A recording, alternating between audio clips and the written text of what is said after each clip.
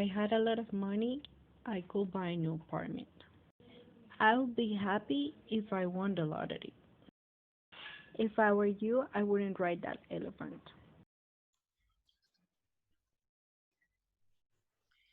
Okay, guys, so as you see, today we're going to be learning a new topic, and it says we're going to be talking about present and past conditionals.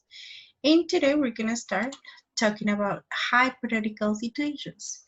So remember, hypothetical, it's a synonym of unreal, so something that is not real or that wasn't real in the past.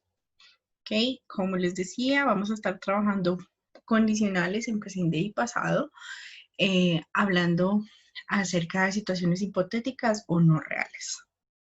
Right, so we're going to start over here. So it's important to remember that conditionals are made by two clauses.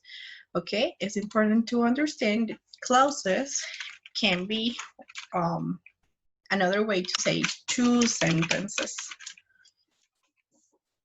Okay, so clauses, synonym for another way to say two sentences. So the first clause, it's going to be the condition, and it says it's identified because it has the conjunction if, and we have the result.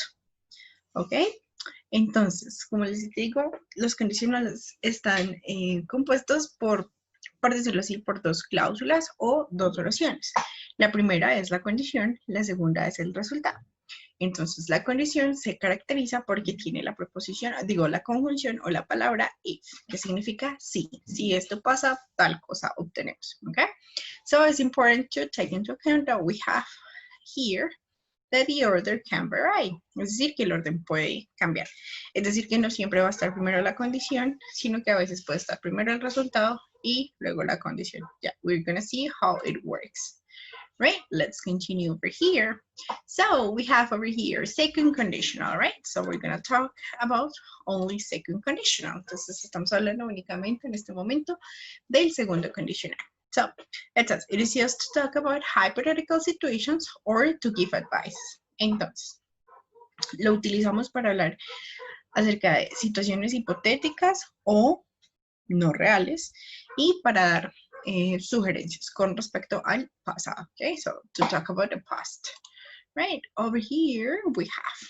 So, the conditional clause. Cuando estamos hablando de la cláusula condicional, el verbo va en pasado simple. Eso quiere decir que deben tener súper claras todas las reglas del pasado simple. Sin embargo, les voy a hacer un mini repaso acá.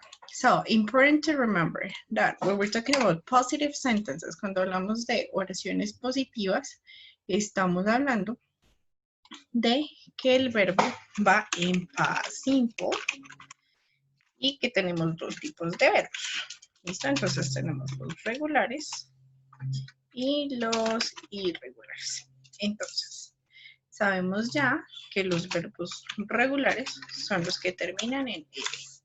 Los irregulares son los verbos que cambian su forma base. Por ejemplo, go y el pasado del go, went. Right? That's for positive. Now, what about negative? So, when we're talking about negative, ¿qué pasa cuando estamos hablando de negativos? Or questions. What happens when we're talking about questions? Tenemos dos. ¿Qué pasa cuando estamos hablando de preguntas y de negación? So, important to remember, importante recordar. So, we need to use an auxiliary. Okay, nuestro auxiliar be. Y, obviamente, si está negativo, pues deben ponerle el not o didn't, como muchos lo conocen, y el verbo va a ir en su forma base o en infinitivo, que es lo mismo, recuérdenlo. Ok, infinitive. Listo, es importante tener esas reglas súper claras porque en este tiempo, como les digo, cuando están hablando de la cláusula condicional, es decir, la que tiene el if, deben tener claras estas reglas para poder aplicar el pasado simple. Now, let's continue. So we have the result. It says that the modal verb, it says that the result goes with the modal verb. Entonces, básicamente, decimos que cuando estamos hablando de la cláusula resultado, tenemos que utilizar el verbo modal. Es decir, tenemos dos opciones, would o could, right? Y pues luego de esto vamos a utilizar el verbo en su forma base. Will play, will work, would hear. Bueno, dependiendo del verbo que estemos utilizando, pues va a ir acompañado. Okay, let's continue. Over here, so we have hypothetical.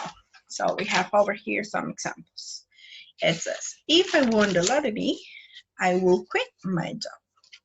Or we can change it. I will quit my job if I won the lottery. Entonces, como les decía, la cláusula condicional siempre tiene el if. Mírenlo acá. Acá, en el primer ejemplo, la cláusula condicional es toda esta que tenemos acá hasta la primera coma. ¿Ok? Entonces, eso quiere decir que la cláusula condicional está de primeras. Si ustedes se dan cuenta, hay una coma, que esa coma siempre debe ir, miren acá, para separar si la cláusula condicional está de primeras.